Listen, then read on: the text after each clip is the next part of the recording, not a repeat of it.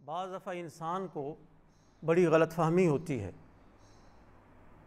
जो उसके दीन और दुनिया के लिए नुकसानदेह होती है, लेकिन बंदा उसे समझ ही नहीं रहा होता। इसकी एक मिसाल मैं आपके सामने पेश करना चाहता हूँ और उसके बाद मैंने आपको एक मरकतुल आरा मसला बताना है। पिछले दिनों मेरे एक दोस्त हैं अबू बकर, आगे उनके एक दोस्त हैं सिंध हैदराबाद से, कोई इन्होंने मेरा राब्ता करवाया है उस सिंधी भाई से जिसने मुझसे एक मसला पूछा है। मसला बड़ा अहम और ज़रूरी है। मसला ये है कि क्या मजबूर की तलाक वाक़या होती है या नहीं। अब मेरे साथ चूँकि इस तरह के हालात पेश आते रहते हैं, लोग मुझसे मसाइल पूछते रहते हैं, तो मैंने उन्हें मुतलक तरीके से यानी एक सादा और सिंपल तरीके से बताया है कि मजबूर की तलाक वाक़या हो जाती है। वो साहब चूँकि इंटरनेट से तहकीक कर चुके थे तो उन्होंने फ़ौरन मुझे कहा कि मुफ्ती साहब आप जो मसला बता रहे हैं ये अहनाफ का मसला है, दीगर तमाम आइम्मा के यहाँ मजबूर की तलाक वाक़या नहीं होती। फिर उन्होंने फरमाया कि इस मसले में अहनाफ के दलाइल बहुत कमज़ोर हैं।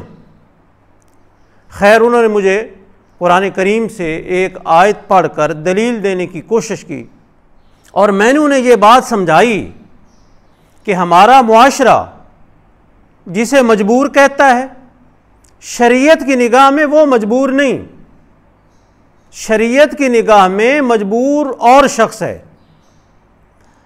और जो शरीयत की निगाह में मजबूर है जिसे हकीकी मजबूर कहते हैं या कह सकते हैं, उसकी तलाक के हवाले से मुतअखिरीन फुकहा का फतवा इसी बात पर है कि ऐसे मजबूर की तलाक वाक़या नहीं होती, लिहाजा कोई इख्तिलाफ नहीं। खैर वो मुझसे बहस करता रहा, मैं उसे समझाता रहा। तंग आकर भाई अबू बकर ने उसे कहा कि भाई आप ऐसे करें, अपना मसला बताएं मुफ्ती साहब को, बहस ना करें। अब जो उसने मसला बताया तो मेरे वाली बात दुरुस्त निकली, आप भी सुने कि उसने मसला क्या बताया। उसने कहा जी हमारे अजीज़ हैं, उनकी शादी हुई है और वो बाहर ऑस्ट्रेलिया में गालिबन रहते हैं, तो उनकी जो बेगम है वो इधर हैदराबाद या कराची जहाँ भी रहती हैं, वो लड़का ख़र्चा नहीं देता या उसके माँ बाप जो हैं वो बच्ची के साथ अच्छी तरह सलूक नहीं करते, तो बच्ची कहती मैंने यहाँ नहीं रहना, बच्ची घर से भाग गई है। जब माँ बाप ने तलाश की है तो उसने लड़की ने ये शर्त रखी है कि मैं तब तक घर नहीं आऊँगी जब तक ये मुझे तलाक न दे दें। तो पूरे ख़ानदान की बेइज्जती हुई है, लिहाजा ख़ानदान वालों ने बच्चे पर जो कि बाहर मुल्क में रहता है दबाव डाला, उसे मजबूर किया है कि तुम तलाक दो। तो लड़के ने मजबूर होकर तलाक दे दी है। अब चूंकि वो लड़का कहता है कि मैं तो मजबूर था, मैंने ऊपर ऊपर से दी है, मैंने दिल से नहीं दी, और लड़की भी समझ गई है, लड़की भी अब मान गई, कहती मैं रहूंगी। तो अब ये दोबारा आपस में मियाँ बीवी बनकर रहना चाहते हैं, लेकिन फुकहाए अहनाफ जो हैं वो कहते हैं कि मजबूर की तलाक वाक़या हो जाती है, और आप भी बता रहे हैं मुफ्ती साहब। तो मेरी हंसी निकल गई और मैंने भाई अबू बकर को कहा कि मैं इसको पहले भी यही समझा रहा था कि शरीयत जिसको मजबूर कहती है, मुआशरा उसे मजबूर नहीं समझता। मुआशरे का मजबूर कोई और है, शरीयत का मजबूर कोई और है। गलत फहमी इसको ये हुई है, या जो आम लोगों को होती है वो ये है कि इसने मसला तो पढ़ा है शरीयत का या फुकहा का, लेकिन जो तारीफ है मजबूर की, ये बंदा वो तारीफ अपनी तय कर रहा है या मुआशरे वाली तारीफ समझ रहा है। तो मैंने गुजारिश की कि मजबूर किसको कहते हैं ये भी उन्हीं फुकहा से पूछ लेते, तो फिर मसला हल हो जाता। हाफिज़ इब्न हजर अस्क़लानी रहमतुल्लाह अलैह ने फ़तहुल बारी शरह बुखारी में मजबूर की शराइत लिखी हैं। मजबूर कहते किसको हैं? पहली शर्त यह है कि मजबूर उसे कहेंगे जिसको कोई बंदा कत्ल करने की धमकी दे या किसी उज़व के तलफ की धमकी दे, और वो खाली धमकी न दे, जिसको धमकाया जा रहा है यानी मजबूर शख्स वो समझता हो कि वाकई ये आपने कहे पर अमल कर सकता है और मैं दिफा भी नहीं कर सकता, बच भी नहीं सकता। हत्ता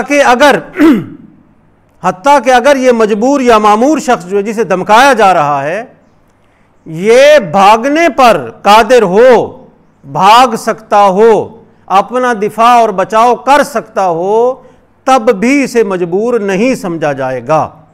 और अगर धमकाने वाला खाली धमका रहा है, इसको पता है कि ये कुछ नहीं कर सकता, ये इसके पास तो कोई आला या हथियार ही नहीं है कि जिससे ये मुझे कत्ल कर सके या मेरा उज़व काट सके, ये खाली धमका रहा है, तो इसके धमकाने से अगला बंदा मजबूर नहीं बनता।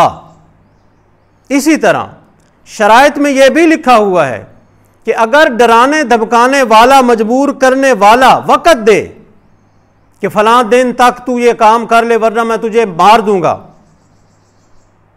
फिर भी इसकी धमकी से, इसके डराने से वो शख्स मजबूर नहीं बनेगा, क्योंकि इसके पास वक्त है अपने दिफा का, बच जाने का। दूसरे लफ्ज़ों में समझें कि मजबूर उस शख्स को कहेंगे कि जिसके सिर पर बंदूक रखी जाए या जिसकी गर्दन पर छुरी रखी जाए और उसे कहा जाए कि दे तलाक वरना मैं गोली चलाता हूं, ये छुरी चलाकर तेरा गला काट दूंगा या तेरी टांग काट दूंगा, बाजू काट दूंगा, और ये शख्स समझता हो कि ये जो कह रहा है ये कर लेगा और मैं बचाव नहीं कर सकता, शरीयत इसे मजबूर कहती है। फुकहा ने इसी मजबूर का मसला बताया। और याद रखें कि मुतअखिरीन अहनाफ जो हैं उन्होंने इस बात को तस्लीम किया है और इसी पर फतवा दिया है कि ऐसा मजबूर शख्स अगर तहरीरन तलाक दे दे तो उसकी तलाक वाक़या नहीं होगी। अब आप बताएं कितनी बड़ी गलतफहमी है कि मसला लिया शरीयत का, लेकिन वो मसला जिस बुनियाद पर खड़ा है वो बुनियाद ले लिया अपनी। इसलिए मैं गुजारिश करता रहता हूँ आप हजरात से कि आप खुद कुरान करीम का तर्जुमा या किसी आयत का तर्जुमा या किसी फ़कीह की कोई छोटी मोटी इबारत पढ़कर फ़ैसला न किया करें, किसी मुस्तनद आलिम से पूछ लें। मुमकिन है कि आपका मसला जिस बुनियाद पर खड़ा हो वो बुनियाद ही कमज़ोर और गलत हो।